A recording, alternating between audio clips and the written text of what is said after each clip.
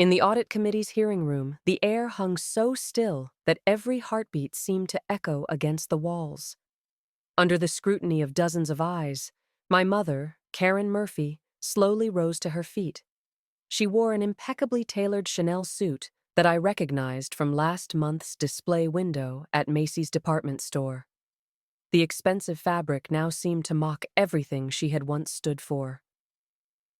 Her gaze swept across the long conference table, past the expressionless faces of the committee members, before landing on me with the precision of two poisoned ice picks. "It was you!" she shrieked, her voice tearing through the solemn atmosphere of the chamber. "It was you! You traitor!" Time seemed to crystallize in that moment. From the gallery, a young woman named Emma Foster instinctively raised her hand to touch the burn scars along her neck. The angry red tissue resembled both a brand and a silent verdict that would never fade. Every pair of eyes in the room turned toward me. I sat in the cold witness chair, enveloped by a strange, detached calm. I looked at my mother's face, twisted with rage and desperation, and realized she was no longer the woman I had known. Gone was the perpetually graceful, gentle mother who used to bake apple pies from scratch whenever I brought home a perfect report card. She was simply a criminal awaiting judgment, and I was the one who had placed her there. This story began 3 weeks earlier. My name is Nicole Taylor. I am 27 years old and work in the Information Technology Department for the Greenwood School District, spending my days immersed in spreadsheets and data analysis. My life was methodical and predictable, much like our middle-class American town, where everything appeared to run like clockwork. Lawns were perpetually manicured, neighbors exchanged pleasant greetings during weekend afternoons, and the rhythm of suburban life continued its steady beat. Until the explosion changed everything. 16-year-old Emma Foster suffered severe burns in her school's chemistry laboratory. The official accident report was concise and clinical: equipment failure, corroded pipes, Bunsen burner explosion. The district classified it as an unfortunate accident. I first encountered those devastating scars outside the burn unit at Memorial Hospital. Beneath layers of white gauze, the exposed skin along Emma's neck resembled melted wax, wrinkled and inflamed. The doctor explained that the damage was permanent. Emma's mother leaned against the corridor wall, weeping silently, while her father, a burly man who appeared to work with his hands, stood with reddened eyes and clenched fists. "This equipment should have been replaced 2 years ago," the attending physician said with exhaustion and resignation in his voice.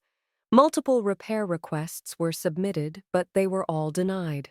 The reason was always the same: budget constraints. Budget constraints. Those 2 words dropped into my peaceful thoughts like stones disturbing still water. My mother, Karen Murphy, served as the assistant superintendent responsible for budget oversight. I knew better than anyone how much she had sacrificed for this supposedly cash-strapped district. She was my role model, a resilient single mother who had climbed to a position of authority through sheer determination. Throughout my childhood, I remembered her working late into the night, her coffee cup perpetually full on the desk beside stacks of paperwork. She often told me that everything she did was to provide me with a better future. Our early years had indeed been financially challenging. I recalled how she survived on simple sandwiches for an entire month just to afford a pretty dress for my birthday. This deep-rooted trust made my first reaction to the doctor's words one of indignation. I felt angry on behalf of my mother's unrecognized efforts. She worked so tirelessly, yet people constantly questioned her competence. Carrying this complex mixture of emotions, I returned to my office that afternoon. Something compelled me to use my administrative privileges to access the district's financial expenditure reports from the past 5 years. My intention was simply to find data that would defend my mother against unfounded criticism of her management. Reports cascaded across my screen like digital snowflakes, My mother's signature appeared in the approval column of nearly every page. Everything seemed meticulously documented: maintenance, renovations, equipment purchases. Each expenditure corresponded to specific contractors and invoices with clear amounts, dates, and project descriptions. Until one name began appearing repeatedly: Premier Repairs. This was a company I had never heard of.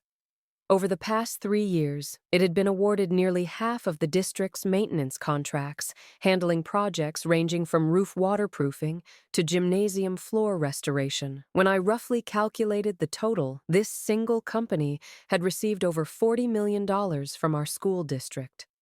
An astounding figure. My fingertips grew cold. Our town was hardly a major metropolitan area. $40 million in maintenance costs could have completely renovated every building in our entire school system. Following my instincts as a data analyst, I searched for Premier Repairs online. No official website existed, only a crude Yellow Pages listing with a disconnected phone number and an address in an abandoned industrial district outside town. A phantom company. Dizziness washed over me as my stomach churned. I forced myself to remain calm, telling myself this might simply be a coincidence or an error. Perhaps my mother had also been deceived. This possibility provided some temporary comfort. I continued digging. I opened the public property transaction database, took a deep breath, and entered my mother's name: Karen Murphy. The results that appeared on my screen left me unable to breathe. 3 properties: a Beverly Hills mansion worth $3 million, complete with an infinity pool overlooking the Los Angeles skyline; a Miami Beach vacation home valued at $2 million, featuring private access to the sand; several downtown investment apartments totaling nearly $2 million. All of these properties had been registered within the past 3 years. I remembered my mother mentioning just last month that she was considering selling our current family home because maintenance costs were becoming too expensive. With trembling hands, I cross-referenced the property purchase dates with the bank transfer dates when Premier Repairs received those massive maintenance payments. February 14th. $3 million paid to Premier Repairs. February 15th. Beverly Hills mansion transaction completed. June 1st, $2 million paid to Premier Repairs. June 3rd. Miami Beach property transferred to my mother's name. The timestamps aligned perfectly, again and again. Cold numbers danced across my screen, weaving an inescapable web of evidence. In that moment, I finally understood. There were no sophisticated financial schemes or clever business manipulations involved. Only the most naked, ruthless form of theft. I leaned back in my chair and closed my eyes. 2 images alternated in my mind: Emma's grotesque neck scars, and a photograph my mother had posted on her social media account showing her smiling behind sunglasses in Miami sunshine. Below that image, she had written, "The rewards of hard work." My mother, the woman who maintained a perpetual smile at community dinners and commanded respect as an educator, was stealing funds meant to replace dangerous equipment and protect student safety. She was purchasing luxury for herself with the secure future that Emma Foster and countless other children deserved. Despite the office air conditioning running at full capacity, I felt bone-deep cold spreading from my spine throughout my entire body. I knew I had to make a choice. The following week, I existed in a fractured reality. During business hours, I was the quiet Nicole Taylor from the district's IT department, handling routine system maintenance while remaining silent when colleagues discussed Emma Foster's accident. At night, I transformed into a secret investigator, excavating evidence of my mother's crimes from digital ruins. I encrypted and saved property transaction records, bank transfer screenshots, and documentation of the shell company's fraudulent information on an independent hard drive. I concealed this drive inside a thick copy of War and Peace, the book my mother had given me for my 16th birthday. She had said she hoped I would come to understand the complexity of human nature. I also used my administrative access to attempt recovering emails that had been automatically purged from the server. The process proved more challenging than anticipated. I had to log in remotely during the deep hours of the night, running inconspicuous scripts to avoid detection by system logs. Several times my heart raced as I imagined hearing my mother's footsteps approaching the office door. Finally, at 3 o'clock on a rainy morning, I succeeded. A deleted email was recovered. The sender was my mother. The recipient was Mark, the district's financial officer, a perpetually sweating middle-aged man. The email content was simple. Move the payment date for that roof repair funding forward by 2 days. Make sure the books look clean. You know what I mean. This email served as a key that unlocked Pandora's box. It proved my mother was not merely an approver, but an active manipulator. She was not being deceived. She was the mastermind. I needed irrefutable evidence that would completely shatter all her lies, something that would leave her speechless in court before everyone. Meanwhile, my mother seemed to sense something was amiss. She began casually inquiring about my work during dinner conversations. She would say things like, "Nicole, has the IT department conducted any security audits recently? I heard that some employees might abuse their access privileges to view things they shouldn't see." One evening when I returned home from work, she actually entered my room directly. I was anxiously concealing the hard drive back inside the book when she appeared in my doorway. Her gaze swept slowly across my room like a precision scanner. "Nicole, how has work been lately? Have you noticed anything unusual in the system?" she asked with apparent casualness. My movement of placing the book back on the shelf paused briefly. I turned around, struggling to maintain my normal expression. "Nothing special, Mom. Just routine system maintenance, you know." Pretty boring stuff. She studied my face intently. Those eyes that usually held gentle warmth now carried a sharp, evaluating quality. "That's good to hear. Remember, Nicole, you are my daughter. No matter what happens, your loyalty belongs to this family, belongs to me." She said me, not us. In that moment, I clearly understood that her definition of family no longer represented the two-person world she and I had created together. Instead, it had become the false empire she had constructed with lies and stolen money. I did not respond. In that silence, my lack of words became the loudest possible answer. This confrontation made me realize I needed to accelerate my timeline. The real turning point came after I decided to risk installing a recording device in her office. It was an ordinary-looking pen that I purchased online for $100. During my lunch break, I entered her office under the pretense of checking computer connections for a system upgrade and quietly inserted it into her desk pen holder. Those few minutes felt like my heart might explode from my chest. 2 days later, I retrieved the pen by offering to help organize her files. That evening, wearing headphones, I heard the conversation that would nail her to a pillar of shame. In the recording, Mark's voice carried barely suppressed anxiety. "Karen, $40 million is not a small amount. The audit department has been checking records more frequently lately. We cannot continue like this." Then my mother's voice responded with chilling composure. "What are you afraid of? This is simply business operations. Numbers are just numbers. Do you want to return to the kind of life where you hesitate before buying your child a decent pair of sneakers? I will not. Everything I do maintains the lifestyle we deserve." The lifestyle we deserve. I pressed the pause button. Outside my window, the town's lights glowed gently and peacefully, but those cold words of justification echoed in my ears. Emma Foster's permanent scars, the safety hazards countless children faced in deteriorating classrooms. In my mother's perspective, these were merely acceptable costs for maintaining a lifestyle.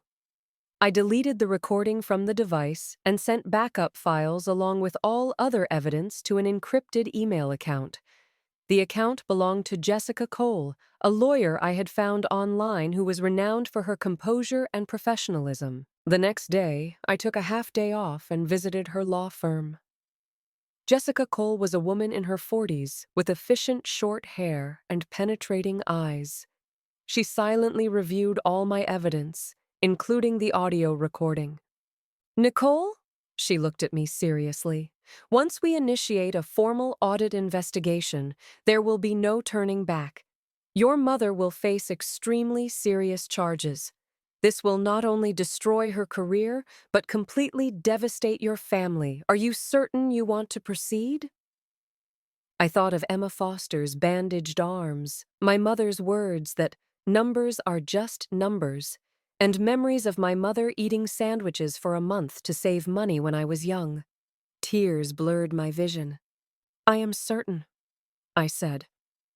3 days later, an official notification from the State Audit Committee was delivered to my mother, Karen Murphy's desk. That evening, when I arrived home, she was waiting for me in our opulent living room. She had not turned on the lights. Only the expensive crystal chandelier cast cold refractions in the dimness, resembling an enormous spider's web. "Did you tell them?" she asked directly, her voice devoid of any warmth, as if emerging from a cellar. I looked at her face, hidden in shadow, and calmly nodded. "Yes." "Why?" Her voice suddenly escalated, filled with the fury of betrayal, like a wild animal's howl. "Because you stole money," I replied quietly, but each word was crystal clear, echoing in the spacious room. "I did it for our family!" She jumped to her feet like an enraged lioness and rushed toward me. "Without me, do you think you could have attended such a good university? Could you have this respectable job? Everything I did was for you." "No." I shook my head and stepped backward, creating distance between us. "You did it for your lies, for your greed. You told me money could provide security, but you never told me that money which does not belong to us brings destruction." "I am your mother!" she screamed hysterically, her well-maintained face contorting with rage. "How could you betray your own mother for some unrelated stranger?" I slowly stood up, meeting her gaze with unprecedented resolve and sadness. "No. From the moment you reached for money meant to protect those children, you became nothing more than a criminal." After speaking those words, I turned and went upstairs to pack a simple suitcase. She cursed behind me, hurling poisonous words like hailstones. Ungrateful, traitor, and worse. I did not look back. When I wheeled my suitcase out of the house where I had lived for over 20 years, I knew I would never return. The door slammed shut behind me, severing one world from another. In the audit committee's hearing room, the air hung so still that every heartbeat seemed audible. I sat in the chair designated for whistleblowers, my gaze involuntarily drawn to the gallery. Emma Foster sat with her parents. She wore a long-sleeved blouse, but when she raised her hand, the terrible scars extending from her sleeve to the back of her hand remained visible. That red mark resembled a brand, silently testifying to everything that had started this chain of events. Her parents gripped her hands tightly, offering wordless support. At the front of the room, the audit chairman stated in an emotionally neutral tone, "Mrs. Karen Murphy, our investigation reveals that over the past 3 years, $41.2 million in school district funds were transferred to an account belonging to a contractor called Premier Repairs. This company is a non-existent shell corporation." My mother sat in the dock. She wore that Chanel suit with her spine perfectly straight, her face displaying an air of offended dignity, as if she were the victim. "I do not know what you are talking about. All financial expenditures followed proper approval procedures with complete documentation.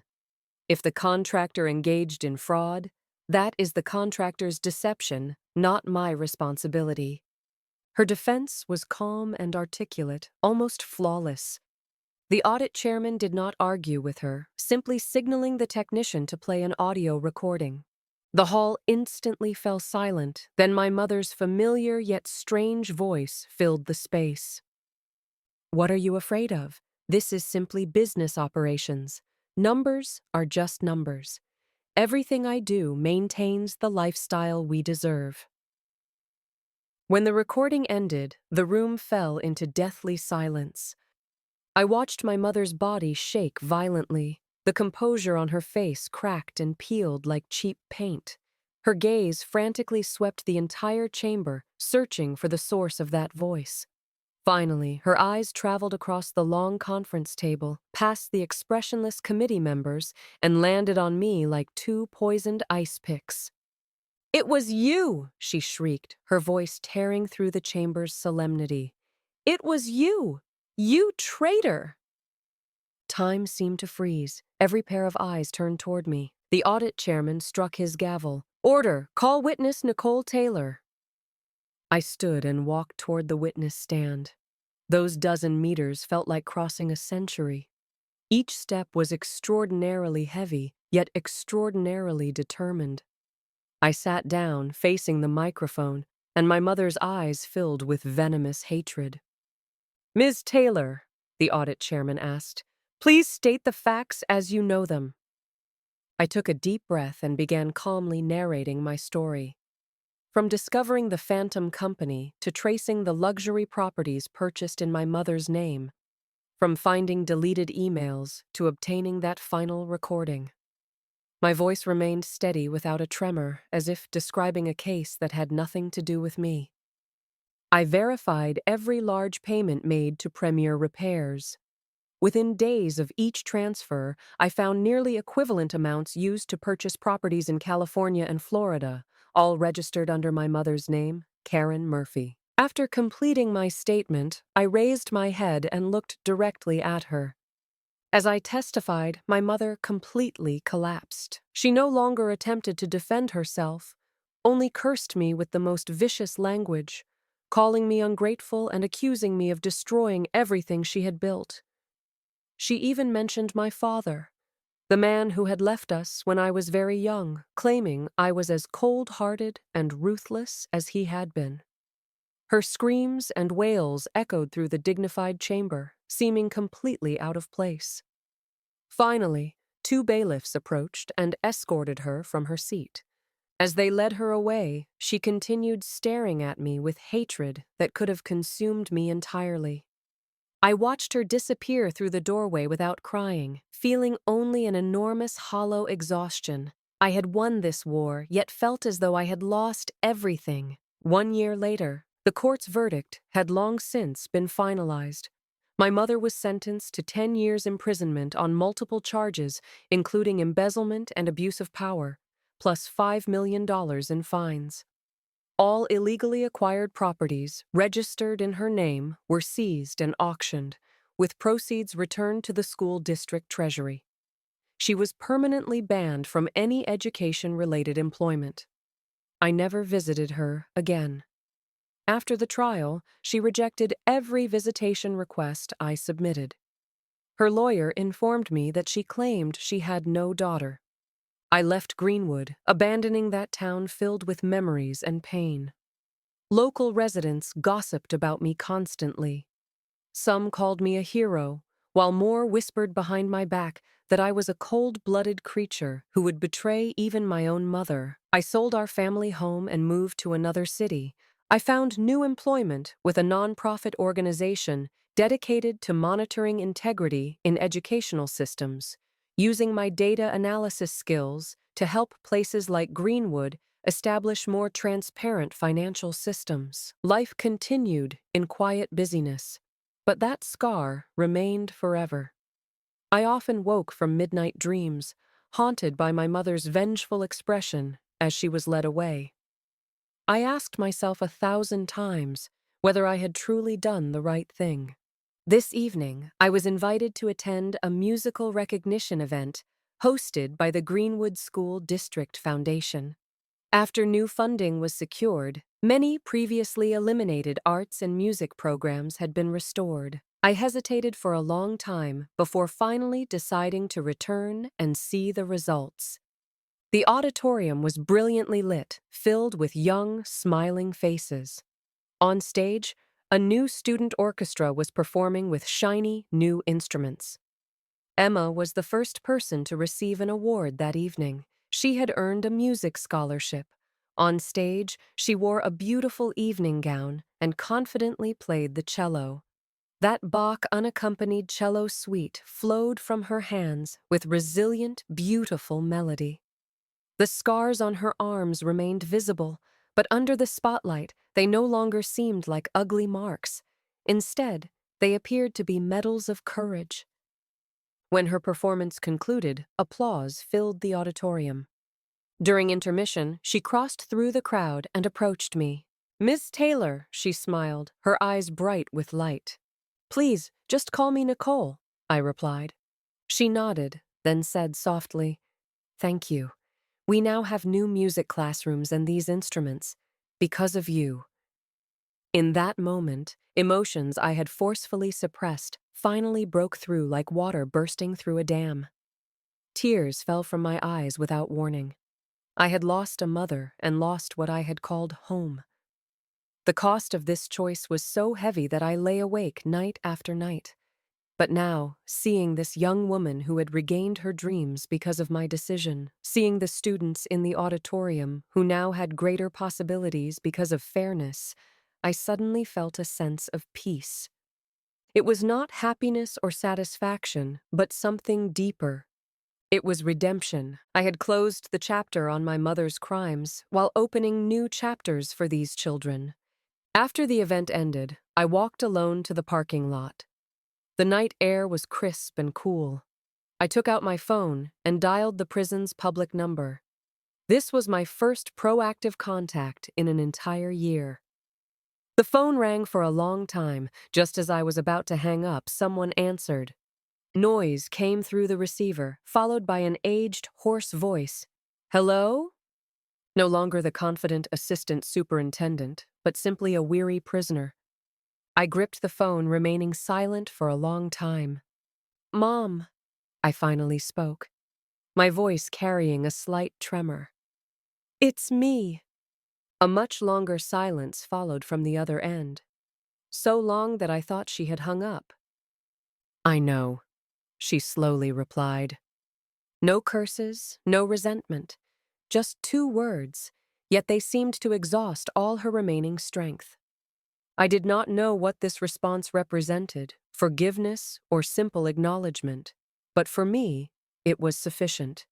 In this prolonged battle between justice and sorrow, I had finally found my own small yet firm point of balance. After ending the call, I looked up at the star-filled sky. I knew the road ahead would be long, but I could and must continue walking forward.